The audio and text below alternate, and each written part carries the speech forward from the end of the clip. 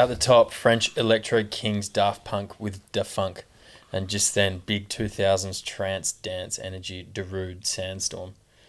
Man, you just started touching on becoming a DJ and getting into some touring and working in the music industry. Have you got any stories about Daft Punk? Oh, I've got a great story about Daft Punk actually.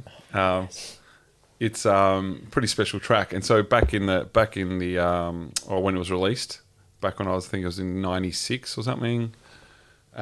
Used to listen to music through radio shows, and especially new cool music. So there was a radio show called Kiss FM, and it didn't have a license yet, so it would only get 8-week slots or 3-month slots, and you'd listen to this radio station, and we have really upfront, different subgenres of electronic music, because weren't getting electronic music anywhere else. It wasn't on mainstream radio yet. That didn't happen to early 2000s. So you've got this passion for this music, and you actually can't hear it. So you'd be really tuning into these shows, and you couldn't. The only way you could record stuff would be to put a tape in and press record, and then you have that tape, and you can be listening to these shows and to listen to this music. So the only way that you could actually hear what you're into is by putting effort in, sitting there, waiting around, hearing it, pressing record, and then taking it out around this tape and putting it in your CD, your cassette, your Cassman, your Sony Cassman and Walkman, and walking around listening to it. So it was an interesting time, because I actually remember listening to Kiss and would listen to the show, and the DJ's like, after the break, we're going to do an Australian exclusive of that's going to be the biggest song in the summer. And I'm like, I'm going to record this. So I pressed record on it, and it was Da Funk. First time I heard it, I was already hyped to hear it because the DJ had pumped it up, and then I heard it, and I was just like, wow, this is like nothing I've ever heard of. And I guess it was the start of what they've achieved, which is. And you carried that little new asset around of your tape with you everywhere you went. Were you trading those things with your buddies? It was like, yeah, I mean, you just made people listen to it. You listen to this tune, and then you could hear it again, and then by the time 6 months later, it was you're watching it on TV because the film clip had been released, it got picked up, and it took 6 months for the rest of the world to be like, cool, this is big. I think it was 12 months actually, but Daft Punk. Daft Punk is really, what really started everything. And the funny thing about it is, when I was DJing, I was playing at a band, or a club night called One Love, and we had about 1,000 people that night. It was every week was 1,000+ people in that PAX room. So it was a band room, nightclub and a band room, people everywhere. And I was playing them like pretty much the main set, which is like a 2 a.m. set. And it was my first time playing that 2 a.m. set, because I was always playing up early because there was bigger DJs like John Corse and these Grand Smileys and all these other guys playing. And I wasn't as big room house orientated as what they were. I was a bit more obscure. I'd go take people a bit more of a journey. And so I got up on the main stage, and I pretty much stopped the record and played Phil Collins In the Air Tonight. Just like it's 4 to the floor, and then Phil Collins In the Air Tonight, and it's just like stopped, and like everyone's like, what the fuck's going on, And so as soon as it comes down, I actually had the club promoter text me going, what are you doing, mate? Like this 1,000 people room, 1:30 in the morning, 2 in the morning. And as soon as it starts kicking back in, and as soon as that drum solo starts, if you pitch up the Daft Punk track that I just played, it goes to about 110 BPM, which is still slow for a main room, but it drops and you can mix it. And so as soon as the drum solo comes, boom, boom, boom, and the whole place just went off. Absolutely. So you dropped Daft Punk straight away. I mixed Daft Punk into Phil Collins In the Air Tonight. Yeah. That's amazing. And it was just like this place erupted, and then I can speed the pitch up, get it up so I can play a slow track in. Do you have other blends like that you've done live that really resonate with you like that? Yeah, I do. There's a couple over the years, but that was really the one that just like, for the next 2 years, I'd do it every gig. You know, it'd be like, cool, this is the Foley signature. It's just people would ask. Someone actually made a mashup for me about it because I was doing it so much. It's like, I just wasn't able to. Here you go. I was like, thanks. Thanks very much. I've actually still got it, which is actually kind of. I might have to nick that off you for a wedding coming. Sorry, continue. No. I was going to say, and Sandstorm, Darude. Is it Darude? Darude. I'm going to let you just swing this one out by yourself. Oh, damn. Well, I already said Boltra instead of Baltra, apparently. But do you know what's crazy? Is that I was clearing out. I was back at my parents' house, and I was clearing out all my old stuff, and I actually found the tape, and I got the tape here in my pocket. Oh, Yeah, of the Daft Punk pack, and that's it. And the crazy thing about it is that it says techno on it, and that was ideally what anyone would refer to electronic music. The subgenres weren't created yet. No one it was knew. like techno. It's just this is techno music, and it's like Daft Punk, or it's like filtered house and electro. But it's we refer to all that stuff. It's like techno R&B. Like, what are you into? Techno, you're into R&B. There's a bunch of our listeners that have been born 2000s and later that would have absolutely no idea what that is. So this is like just me. As in 95, baby. Yeah, there was a couple of these hanging around the car. My dad had a few, but it was pretty much CDs. Yeah, I caught the back end of it. I had a Walkman, Sony Walkman CD. CD man, yeah. CD man, yeah. But so that's a tape. That's so sick, man. Wow. Thanks for bringing that in, bro. Mate, I reckon we're gonna have to find ourselves a tape deck. And play it as an ode. I want to go refresh memory on it. Just all the other stuff as well. Oh my gosh! Well, then I am sorry. And then we played Darude Sandstorm.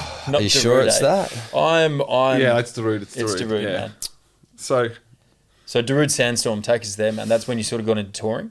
Yeah, so that was actually my first big event that I ran with a bunch of other guys. Do you remember the name of the event? Kicks Fest. Yep. So the event was named after Kicks FM, which was the radio station. Not where I heard this off, because I heard off Kiss FM. But like I said, there was these little 8-week, 3-month contracts given to people to pitch a radio show to a radio station, and it was never permanent. Never became permanent. And Kicks FM was the one that was more in line with the underage scene. So if you're into underage stuff, you'd listen to it. It was a bit more kiddie. Not as serious, not as clubby as Kiss FM was. So anyway, long time ago, and we ran a festival off the back of this radio station. So we met with them and said, let's do a festival. You've got the reach. So yeah, that was called Kicks Fest. And the reason I actually added there was because it was a really funny story. Obviously, Darude isn't the coolest track ever, but a lot of people do appreciate it. It's iconic. It's iconic. Yeah, it is iconic. And I guess what he means for me, it's actually quite funny, and it's got to do with Kicks Fest. And so we had Darude headlining Kicks Fest. I couldn't tell you the year. I think it's 1999 or something. And so he's headlining this music festival, and for kids, an underage festival, no alcohol, And that festival started, ticket sales weren't going out great. So what we actually did is that we ran one Kicks Fest, went really well. The second one, we're like, let's do it on this date. And then Kicks didn't have the 3 months of airtime during the festival. So we could only market the festival, 2 months before the festival. And then Kiss FM had it over this period of time when the festival was running. So we couldn't really run the promotion over the radio station during the time of the... And that was that's the time of absolutely no social media. So it's literally paste ups, it's letter drops, and it's radio. Sidewalk talk. Yeah. And we, this is a term from a dear friend of mine, but we would go out to every single high school in Melbourne with teams of people giving out flyers hand by hand. That was the only way you could communicate with these kids. You could get their house line if they became a promoter and call them at home, but ideally I would be in your hand. And this flyer was like A4, had everything on it, like spas, Dodgem cars, like the face of DJs they've never known or heard of. You could put anyone on there, and they'd be like, oh yeah, this guy's from Germany. They can't fact check it. Not that. We need a permanent fact checker. But it was obviously a different time. So Darude was a headliner. We also had someone called Tina Cousins, who was pretty big at the time too, pop star from the UK, and we ticket sales weren't going good. So we were trying a week before the event. We're like, let's chop some money out of the budget. What can we chop out? What can we chop out? And we had fireworks on the budget. So we'd confirmed fireworks for like 40 grand, I think it was at the time, right, to finish the event with. And we tried to cancel them, and they're like, yeah, we're not giving you back a deposit. So we've already paid 20 grand worth of fireworks, and they wouldn't give our money back. So they're like, cool, well, we'll just do half the amount of fireworks. And we're like, are you sure? Come on, it's 2 weeks prior, was a week prior, and they just wouldn't budge. So we had to have these fireworks prior to at the end of the event. So at the end of the event, when these fireworks, Darude's rocking it, playing that track, and then all these fireworks are starting, because this is his final track. Everyone was waiting for the track to finish off the festival with, and that's when the fireworks went off. So we're looking at all these fireworks and we're like going bang, and my business partner's going $500. Bang, they're $1,000. Oh, 400. Oh, it's a Roman candle, 250.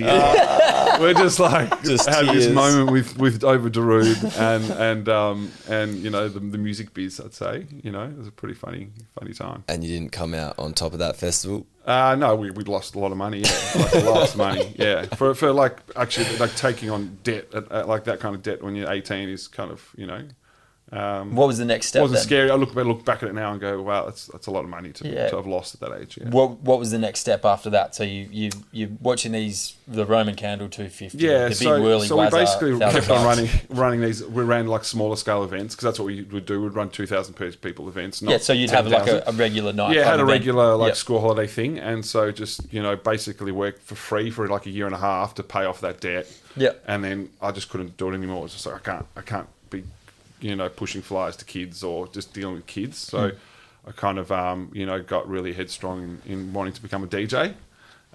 Because it's something that I was, seeing people do and my love for music. So that's how that kind of progressed from not running underage events to, let's start DJing and still being involved. And I see the next couple tracks in the playlist, it takes a little bit of a different turn. Do you want to talk us through that? Yeah, I mean, what are the next tracks on the playlist? Lauryn Hill from memory. Oh, yeah, it does. Yeah, I mean... Yeah, Lauryn Hill, it definitely... I guess my hip-hop influence, it starts. And I guess talking about... Can we talk about this track? Is that what yeah, absolutely. Exactly what I'm telling you into, brother. Oh, sweet. Well, Lost Ones, like Lauryn Hill, is, quote me on this, I think the greatest ever diss track to ever be made. And there's obviously a lot of good diss tracks. Hit 'Em Up Tupac always resonates as like one of the greatest, and all these current diss tracks. But this one, Lost Ones, is like... really, really cool. And the story behind it is that she obviously was in the Fugees prior to her going solo, and Wyclef Jean is her partner in the Fugees, and this song's about that, their relationship and how he's lost a good one, Right. So it's really, really cool, and it's obviously forms part of, I think the greatest female hip hop album of all time. I mean, it's R&B, but it's categorized as as hip hop as well. So I think that album, what it did for her, I mean, just off the top of my head, I think it won hip hop album of the year and album of the year. It was the first ever hip hop artist to do both to do of the Grammys, double.